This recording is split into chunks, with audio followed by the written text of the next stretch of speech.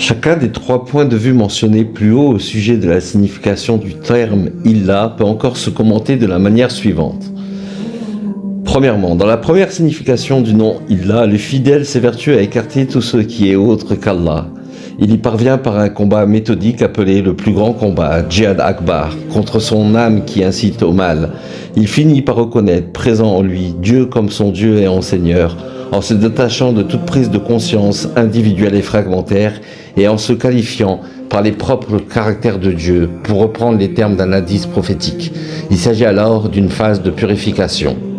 Deuxièmement, dans la deuxième approche du nom Illah, le même fidèle adore Dieu en Dieu, car son Dieu n'est pas autre que le Dieu unique et sans associé. Il reconnaît en Dieu son Dieu et en Seigneur, et aussi sa propre origine divine. Troisièmement, dans le troisième aspect du nom Illah, l'être transformé et purifié par la sainteté d'Allah témoigne en toute conscience et certitude qu'il n'y a pas d'autre Dieu adoré ou Illah qu'Allah, et que la manifestation divine n'est que l'extériorisation des possibilités impliquées dans sa préscience infinie et éternelle et de son nom l'apparent ou l'extérieur. Car y a-t-il un Dieu avec Allah et en dehors de lui ? Pour cet être, Allah est présent dans son œuvre, sans pourtant qu'il ne cesse d'être au-delà de ce qu'il crée, sans qu'il en soit affecté. Selon le hadith prophétique, Allah était et aucune chose n'était avec lui. Dans son livre saint, Allah dit « Allah est avec vous, où que vous vous trouviez ». Il dit aussi « où que vous vous tourniez, là est la face d'Allah ». Ces êtres qui ont la conscience permanente de Dieu en eux et dans sa création savent véritablement que leur Dieu est un Dieu unique, puisqu'ils savent de connaissance certaine que Dieu est l'existant unique, qui ne sont pas autres que l'existence d'Allah et qui ne la modifient pas plus que les vagues de l'océan produites par le souffle de l'esprit n'affectent réellement l'océan. C'est pourquoi la formule de l'unicité divine, la ilaha illallah, recouvre et découvre tous les aspects doctrinaux essentiels sur Dieu et sur son existence universelle, sur la contingence du monde qui ne cesse d'évoluer et de se renouveler à chaque souffle où respire du tout rayonnant d'amour, Rahman. La ilaha illallah révèle la science immuable de Dieu, mais aussi le moyen de parvenir à sa connaissance. Le serviteur fidèle et sincère qui a témoigné de l'unicité divine et qui garde donc présent cette reconnaissance de Dieu en lui, approfondit toujours davantage cette connaissance. C'est la raison pour laquelle il ne cessera de répéter spontanément cette formule divine, se conformant ainsi à la vérité qu'elle exprime et s'identifiant d'une certaine manière avec la réalité qu'elle postule. Car selon la révélation coranique, nul Dieu adoré sinon lui, toute chose est en train de périr sauf sa face. Coran 28, 88. Cette face est considérée par certains commentateurs comme étant celle d'Allah, mais aussi celle de l'être dans sa réalité divine permanente. C'est pourquoi nous dirons en guise de conclusion que cette formule sacrée est l'expression la plus parfaite de l'unicité divine et de la réalité essentielle et permanente de l'être. Pour reconnaître qu'il en est bien ainsi, le serviteur qui se soumet avec fidélité la répétera inlassablement pour n'être que la vérité qu'il contemple et dont il est le témoin universel dans tous les éléments constitutifs de son être intégral, vivifié et sanctifié par elle. Troisièmement, de la formule Mohammed est le messager de Dieu, Muhammad Rasulullah, nous venons de commenter la seule formule de l'unicité divine dégagée de tout témoignage. Nul Dieu adoré sinon Dieu, la ilaha illallah. Nous voudrions maintenant montrer quelques aspects de la seconde formule de la foi islamique, Muhammad Rasulullah, sans la considérer dans ses rapports avec les témoignages. Nous procéderons pour cela à l'analyse de chacun des trois termes qui la composent pour dégager leur signification principale et celle qui résulte de l'association des trois vocables sacrés en une phrase unique, sans toutefois avoir la prétention d'épuiser l'essence innombrable d'une telle formule révélée. Certains interprètent le nom Muhammad comme signifiant glorifié, louangé. Il est sûr que le sens de la racine Hamida, d'où vient le nom Muhammad, est bien louanger, remercier, célébrer les perfections d'une chose. Pourtant, ce nom est le participe passif d'une forme verbale dérivée, la deuxième qui signifie produire la louange, rendre louanger. Le nom Muhammad veut alors dire celui qui est rendu louanger ou celui en qui la louange est produite. De plus, dans la langue, la forme qui correspond au nom Muhammad qualifie des noms de lieux et de temps. Les grammairiens les appellent des noms de vase ou de contenance. Le nom dérivé Muhammad, qui est tout à la fois un principe passif et un nom de temps et de lieu, signifie alors celui qui est le lieu ou support dans lequel la louange se manifeste pendant un temps ou cycle imparti. Cette interprétation en fonction des sens contenus dans la forme du nom dérivé Muhammad est intéressante. Nous le verrons un peu plus loin, car elle permet de donner à la fonction de l'envoyé divin une signification universelle que réalise parfaitement et providentiellement le prophète de l'islam, mais que réalisent aussi tous les prophètes et les êtres, chacun dans l'amplitude que Dieu a déterminée pour lui, qui ne sont que les réceptacles obligés de la louange universelle de Dieu. Dans cette perspective, le nom Muhammad est rattaché à la louange et au nom divin construit sur le Shem, Fa'il à double sens actif et passif, Al-Hamid, le très louangé, louangeant. Le nom Muhammad peut alors recevoir l'essence d'un nom propre qui ne s'applique qu'à un être et ceux d'un nom dérivé de la racine louangé. Le nom Muhammad concerne donc d'abord le prophète dans sa réalité propre que l'on distingue de celle des autres créatures, puisque, sous cet aspect, il est une réalité unique, mais envisagée sous le mode de la louange. Muhammad est alors un être privilégié qui reçoit la louange universelle de Dieu. Celle-ci le concerne bien entendu particulièrement. Muhammad, considéré comme envoyé par pure miséricorde d'amour par son Seigneur pour les êtres de l'univers, pour paraphraser un verset coranique, devait réaliser pleinement la louange divine pour qu'elle soit propagée à tous les membres de la communauté humaine et islamique par son intermédiaire providentiel. Il y a plus encore. Une troisième signification doctrinale importante en découle inexorablement. Muhammad, en qui se produit en permanence la louange de Dieu pour toujours et à jamais, n'est autre que l'existence ou l'être actuel de Dieu totalisant l'ensemble de ses louanges ou noms parfaits, al-Asma al-Husna, qu'il manifeste pour faire connaître par amour toutes les possibilités ou prédispositions impliquées dans sa préscience infinie. Pour mieux comprendre et approfondir davantage les significations du nom Muhammad, essayons de définir dans la mesure du possible ce qu'est la louange d'une manière générale et ce qu'est la louange divine. Prenons au préalable quelques exemples dans le livre saint révélé, le Coran. Allah dit « La louange est à Allah, l'enseigneur des êtres de l'univers » Coran 1, 2. Les sept cieux, la terre et ceux qui s'y trouvent célèbrent la gloire de Dieu. Il n'existe aucune chose sans qu'elle glorifie par sa louange. Mais vous n'êtes pas apte à comprendre leur acte de glorification. En vérité, Allah se montre longanime, très recouvreur des fautes. Coran 17, 44. Celui qui est reconnaissant est seulement reconnaissant pour son propre compte. Quant à l'ingrat, qu'il sache qu'Allah est suffisant par soi et très louangé, louangeant. Coran 31, 12. La louange peut alors se définir comme suit. C'est l'expression, la proclamation ou la célébration de la perfection d'une chose. Allah proclame ses propres perfections infinies impliquées dans sa science sans limite et les créatures ne sont que l'expression de cette louange universelle et de la toute possibilité divine. Chaque être manifesté ne peut faire autrement que de célébrer la gloire de Dieu par sa propre louange et celle-ci s'exprime par les créatures de Dieu car elles sont autant de perfections qu'il manifeste. C'est pour cette raison que chaque être est une louange divine ou encore une perfection divine qui est explicite ou manifeste un aspect de Dieu, Ilah, et cette louange révèle le trésor caché dans le mystère profond et insondable de sa connaissance. C'est dans une telle interprétation de la louange divine universelle que le verset cité plus haut laisse apparaître une double signification. Allah précise « Il n'existe aucune chose sans qu'elle glorifie par sa louange ». Les commentateurs du Coran qui s'appuient sur la syntaxe font observer que le pronom « sa » dans l'expression « sa louange » concerne Allah ou la louange d'Allah, mais il s'applique aussi à la créature, car ce pronom dans l'analyse logique se rapporte au nom le plus proche qui, dans ce verset, est le mot « chose », masculin en arabe, alors que le nom Allah n'est pas mentionné expressément dans le verset en cause. Le verset peut alors recevoir deux significations principales qui finalement se rejoignent. Ou bien les choses proclament la louange divine, ou bien les choses ne sont pas autres que la propre louange ou les propres perfections infinies de Dieu, chaque chose ne faisant alors qu'exprimer les possibilités divines et de ce fait les louanges qu'elles font ne sont qu'elles-mêmes envisagées sous le rapport des perfections qu'elles montrent. Elles sont le lieu ou le réceptacle de la louange divine et en expriment chacune un aspect. C'est pourquoi chacune, rapportée à la louange, est Muhammad, interprété comme étant celui en qui se révèlent les perfections ou possibilités divines dans le cycle cosmique et historique où il évolue. Muhammad fut et est donc l'être le plus digne de recevoir les attributs divins. Rappelons que c'est son grand-père Abd al-Muttalib qui, sous l'inspiration de Amina, la mère du prophète, le nomma par ce nom. Il fut le serviteur apte à recevoir et à réaliser de la manière la plus accomplie toutes les paroles divines parfaites contenues dans la révélation.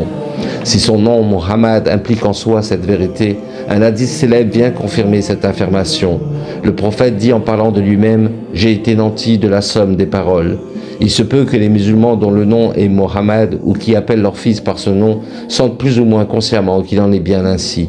La tradition recommande d'appeler les garçons Mohammed. Le prophète, être le plus excellent et le plus apte à recevoir la louange, réceptacle le plus approprié et le plus actif dans lequel se manifestent en permanence les perfections, devait de la sorte servir de norme et d'exemple à ceux de sa communauté. Il devait aussi, en exprimant ses propres possibilités, exprimer toutes celles des êtres de sa communauté, leur servir de loi et de modèle, en sorte qu'ils puissent réaliser en toute conscience la louange divine qui se manifeste en eux par lui, Muhammad. Ce nom Muhammad est donc destiné à être le meilleur et le plus adéquat parmi ceux qui le qualifient. Et pour cette raison, il fut et est mentionné dans la double attestation islamique, bien que le prophète possédât d'autres noms que la tradition lui reconnaisse. La vertu de ce nom, Muhammad, est aussi étroitement liée, disons-le en passant, à celle de son nom Abdallah, serviteur ou servant de Dieu. C'est en effet à cause des perfections infinies que Dieu a mises en lui qu'il est véritablement et totalement serviteur, adorateur de son Seigneur.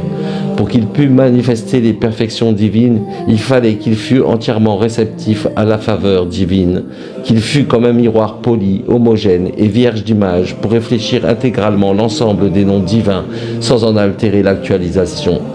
Le nom et la personne de Mohammed ainsi définis vont maintenant nous permettre de mieux comprendre le deuxième élément de la formule, Mohammed Rasulullah. Rasoul signifiant messager, envoyé. La racine du mot Rasoul a des sens multiples. Celui qui nous intéresse plus particulièrement dans notre propos est le suivant: envoyé, renvoyé, missionné.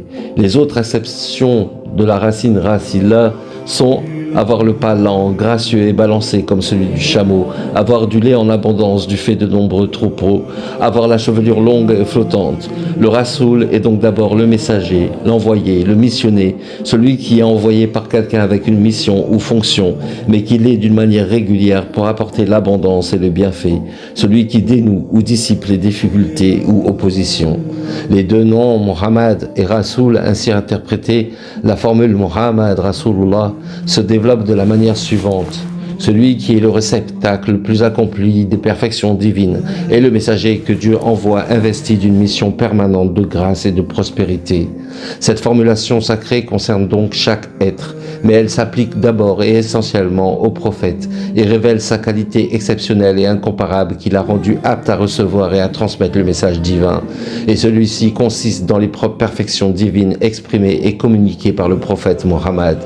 Allah est le Dieu qui louange et qui est louangé par Mohammed.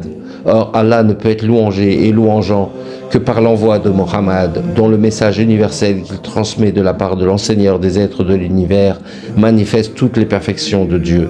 La fonction mohammedienne d'envoyé divin doit alors servir d'intermédiaire et de lieutenant entre Dieu et les créatures pour qu'elles reprennent conscience qu'elles ne font que chanter la propre louange de Dieu et exprimer sa toute possibilité. Et c'est en glorifiant Dieu par sa propre louange que les êtres réalisent le plan divin. Allah énonce encore cette vérité sous une autre formulation en disant « Nous ne t'avons envoyé que comme miséricorde pour les êtres de l'univers » Coran 21, 107. Ce verset s'applique tout d'abord au prophète dans sa mission universelle, mais il concerne aussi bien tous les êtres qui ne sont créés et produits que pour propager la miséricorde de Dieu qui englobe toutes choses, pour reprendre l'expression coranique. Dans ce verset, Dieu nous révèle cette vérité en faisant intervenir par l'utilisation du pronom « nous » l'ensemble des noms excellents et des fonctions divines, car il fallait le concours de tous les noms divins pour que le prophète Mohammed fût investi et que nous soyons nous-mêmes investis par lui de toutes les qualités qui firent de lui Mohammed, l'envoyé totalisant les vertus et les paroles de Dieu et le sceau de la prophétie légiférante. Le porteur de foi qui se soumet à la loi de l'islam répétera cette formule en rendant présent dans sa conscience qu'elle est vraie et qu'elle s'adresse à lui.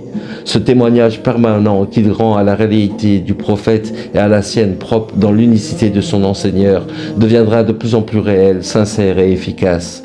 L'imitation de plus en plus parfaite du prophète Mohammed conformera le porteur de la foi à la réalité de l'envoyé et finira par l'identifier à lui dans la mesure des possibilités qu'il porte en lui de toute éternité et dont il ne connaît pas le terme. Par la loi universelle révélée à Mohammed, le porteur de foi vérifiera intimement et ultimement qu'il est bien le lieu où se manifestent les perfections divines. Il saura alors, d'une manière de plus en plus évidente et immédiate, que dans l'existence universelle de Dieu, il n'y a qu'un seul louangé louangeant, Allah, par les formes infiniment variées des louanges que lui rendent bon gré mal gré toutes les créatures qui sont les réceptacles de ces noms parfaits et inépuisables. Enfin, cette formule sacrée ainsi entendue permet de comprendre que la perfection de chaque prophète est incluse dans celle totalisatrice, synthétique et universelle de Mohammed, et que le message qu'il transmet de la part de Dieu est la synthèse de toutes les autres révélations. Dans cette perspective, Mohammed, sceau des prophètes, implique éminemment la vertu prophétique des autres envoyés divins. Allah révèle qu'il n'y a nul Dieu adoré autre que Dieu et que Mohammed est son messager. Il témoigne ainsi de l'unicité de son être et de son existence universelle. De la sorte, tous les êtres sont comme des formes parfaites qu'il exprime. Un des symboles les plus adéquats qui fait allusion à cette vérité est celui de l'océan et des vagues produites par le vent représentant l'esprit. L'eau de la mer est une, l'esprit mohammedien est un aussi, mais il communique à cette eau homogène une infinité d'aspects. Chaque vague produite par le souffle de l'esprit est une des louanges qui n'existerait pas si l'esprit ne propageait les possibilités divines. L'enseignement contenu dans la double formulation de foi islamique est inépuisable. Nous n'en avons considéré que quelques aspects fondamentaux. Ceux-ci suffiront pour montrer combien nous sommes tous concernés par la vérité impliquée dans la double shahada. Ils font mieux comprendre pourquoi celui qui la répète le plus souvent possible, sincèrement, en toute pureté, avec la foi requise, n'a d'autre rétribution que le séjour paradisiaque auprès de son Seigneur, ainsi que le précise un hadith. Les 4 autres piliers de l'islam, prière d'union, prélèvement purificateur, jeûne par détachement et pèlerinage intentionnel au temple divin, seront autant de véhicules ou canaux de grâce pour parvenir à cette conformité à la norme divine. La prière ou acte de grâce unifiante, salah. Le terme arabe traduit habituellement et improprement par prière et salah. La racine verbale de ce nom est SLW, qui signifie blessé au dos, arriver second à la course en parlant surtout du cheval et de son cavalier, faire une action de grâce qui rapproche et unit. En tenant compte de toutes ces acceptions cohérentes, celui qui prie, le Moussali, est toujours second par rapport à celui qu'il prie et qu'il s'agit de rejoindre dans cette compétition. Selon un procédé familier aux linguistes arabes, on peut remarquer que la racine SLW est étroitement apparentée par la forme et par le sens à celle de WSL, qui signifie atteindre, unir, joindre. Les versets suivants font ressortir que cet acte de grâce unifiante est fait non seulement par les porteurs de foi, mais aussi par Dieu lui-même et les anges. Certes, Allah et ses anges font l'acte de grâce unifiante sur le prophète. Ô vous qui portez la foi, faites l'acte de grâce unifiante sur lui et propagez la paix salutaire. Coran 33, 56. Prends de leurs biens une part authentique, sadaqa, qui les purifie et les fait prospérer, et fais l'acte de grâce unifiante sur eux. Certes, tes actions de grâce unifiante sont pour eux un havre de paix, et Allah est oyant, savant. Coran 903. Certes, moi je suis Allah, nul Dieu adoré sinon moi, adore-moi donc et élève l'acte de grâce unifiante pour mon rappel. Coran 20, 14.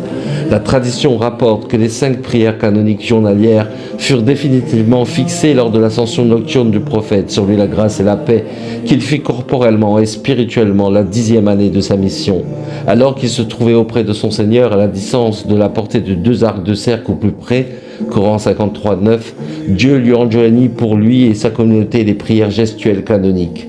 Selon une nouvelle remontant au prophète, sur lui la grâce et la paix, la prière ou acte de grâce unifiante et l'ascension du fidèle. Il existe donc 2 types de prières. La première, dite canonique, pratiquée 5 fois par jour, est un moyen de grâce d'approche de Dieu. Prosterne-toi et laisse-toi approcher, Coran 96-19. Elle n'est pas seulement un dialogue d'intimité avec le Seigneur, mais aussi un acte divin et humain en un endroit sacralisé dans lequel se récapitule et se développe le plan divin d'ensemble réservé à celui qui prie. Il en est ainsi car l'être humain est le lieutenant, califat de Dieu sur terre, à qui a été confié le dépôt, amana, de toutes choses. Coran 33-72. Celui qui prie ainsi, tourné vers le centre spirituel de l'islam, la Mecque, évolue dans les 3 dimensions en fonction des différentes positions qu'il observe dans sa prière. Dans la position verticale, il est tel l'axe ou le pivot du monde correspondant à la hiérarchie céleste et à l'élévation spirituelle. Dans la position inclinée, il évolue dans l'immensité des possibilités que comporte chacun de ces mondes hiérarchisés. Dans la position prosternée, il s'efface dans la proximité divine. Et enfin, dans la position assise, il témoigne de la permanence de cette proximité qui affecte tout son être. Quand la prière ou acte rituel de grâce unifiante est accomplie avec la conscience intuitive de ces différentes significations, elle porte ses effets de telle sorte qu'elle entraîne un état de grâce permanent ainsi décrit par Dieu. Ceux qui demeurent continuellement en prière ou grâce unifiante et ceux dont les biens desquels un droit désigné pour le mendiant et le démuni. Coran 70, 23 et 24. De plus, Dieu souligne que la prière lui appartient dans ce verset. Dit, certes, ma prière mérite propitiatoire, ma vie, ma mort sont à Allah, lillahi, l'enseigneur des êtres de l'univers, à lui nul associé. Voilà ce qui m'a été ordonné et je suis le premier de ceux qui se soumettent. Muslimoun. Coran 6, 162 et 163. La prière en tant que telle ou action rituelle de grâce unifiante est à Dieu, mais son accomplissement est le fait du fidèle qui n'est que le lieu où apparaît l'acte de Dieu de prier. Et ce lieu est ce qui est appelé Musali, l'endroit où s'opère la prière ou la grâce unifiante. Cette action de grâce unifiante, avant d'être une prière rituelle canonique, comportant des formes et des gestes précis et inaltérables, reste ce qu'elle est pour Dieu, une pure action de grâce unifiante qu'il fait sur ces créatures qui en sont le support, et la forme intérieure qu'elle prendra sera fonction des réceptacles, c'est-à-dire les êtres humains providentiellement disposés. La seconde, qui n'est pas canonique, n'entrant pas dans le cadre des 5 prières gestuelles obligatoires, s'exerce sur Mohammed, le serviteur le plus disponible, donc le plus parfait. Il la reçoit de Dieu et des anges, ainsi que nous l'avons vu plus haut au verset 33-56. Lui, Mohammed, sur lequel les fidèles vont exercer l'action de grâce qui n'appartient en réalité qu'à Dieu. Il est intéressant de remarquer que le mot Mohammed est un participe passif de forme dérivée. La deuxième qui s'applique aussi au nom de lieu et de temps. Mohammed, en tant que nom dérivé, signifie alors celui qui est le support dans lequel la louange ou proclamation des perfections se manifeste pendant un cycle imparti. Cette interprétation sémantique propre à l'arabe révélée permet de comprendre d'une autre manière la fonction universelle du messager divin et son aptitude à recevoir toutes les louanges divines depuis le début du cycle humain jusqu'à sa fin.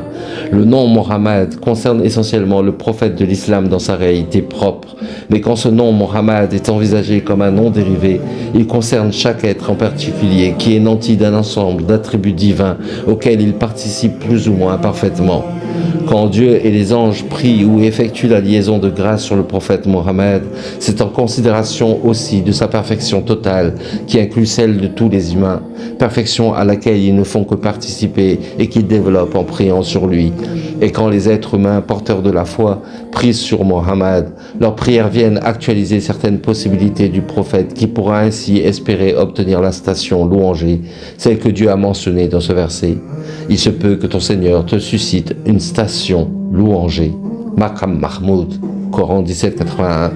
La prière considérée comme action de grâce unifiante vient accroître l'entretien intime avec le Seigneur et son prophète, sur lui la grâce et la paix, et augmenter la proximité qu'on peut avoir avec eux.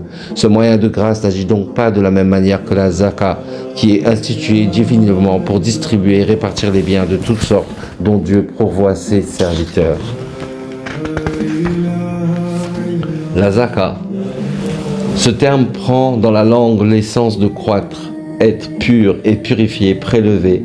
Elle a été instituée divinement pour faire circuler les biens et les richesses excédentaires que l'individu possède et les répartir le plus équitablement possible. Ces biens excédentaires sont distribués et rendus purs, et ceux qui restent, la propriété du fidèle, se trouve aussi purifiée de cet excédent qui resterait, sans ce prélèvement, une source de profit illégitime et impure. Dieu précise: ils te questionneront au sujet de ce qu'ils doivent distribuer. Répond le superflu. Coran 2, 219. Ce superflu ou excédent, une fois mis en circulation et réparti, est béni et purifié par cette donation. La zakat répond de ce fait à la nécessité d'enlever par prélèvement l'excédent de biens improductifs et stériles qui n'a pas de raison d'être nécessaire pour celui qui les possède et qui devient ainsi destiné aux indigents d'une manière générale. L'islam, religion d'équilibre et de juste milieu, institue cette règle d'équité et de compensation. Cette sorte d'impôt sur la fortune, complexe dans sa législation et sa jurisprudence, s'est très vite étendue tant à l'argent dormant, monnaie fiduciaire, qu'aux revenus économisés des biens de toutes sortes, alors que dans les premiers temps de l'islam, la zakat ne s'appliquait qu'à certaines espèces de biens, tels que l'or et l'argent, les céréales, le bétail, qui pouvaient servir d'étalon d'échange dans une société basée en grande partie sur le troc. La monnaie dite fiduciaire n'est devenue qu'un moyen intermédiaire d'échange pratique mais conventionnel qui ne correspond pas nécessairement à la valeur intrinsèque des produits échangés et de plus peut donner lieu à des spéculations purement financières. En tant que moyen financier intermédiaire, l'islam interdit que la monnaie engendre la monnaie et réprouve de ce fait l'intérêt et l'usure, sauf en cas d'inflation, car alors il peut exister un intérêt compensatoire de même valeur que cette inflation. La zakat purifie les biens comme l'ablution purifie le fidèle avant la prière. Dans le Coran, salat et zakat sont très souvent associés en tant que complémentaires. La prière ou action intérieure de grâce est d'abord une acquisition personnelle et procure la proximité de Dieu, tandis que l'impôt purificateur est donné par certains pour le profit d'autres. Il est constitué d'abord par le don de l'argent excédentaire de ceux qui en ont été gratifiés par Dieu, mais aussi par extension de la notion de zakat, par le don de toutes choses, toutes sortes de biens matériels autres que l'argent, ainsi que des capacités intellectuelles, médicales, etc., qui pourront donner à ceux qui en ont besoin enseignement, générosité et toute aide charitable. Le verset suivant s'applique à cette signification de la zakat. Ceux qui ajoutent foi dans l'inattesté, élèvent la prière, salat, et font circuler de ce dont nous les avons pourvus. Coran 2, 3. Par une âme et ce qui l'a façonné harmonieusement, il lui a inspiré sa dissipation et sa préservation. Prospère celui qui l'a fait croître en la purifiant. Zakra, soleil celui qui l'amoindrit. Coran 91, 7 à 12. La racine SLW se présente 99 fois seule dans le Coran. La racine ZKW 59 fois et 23 fois conjointement avec la première.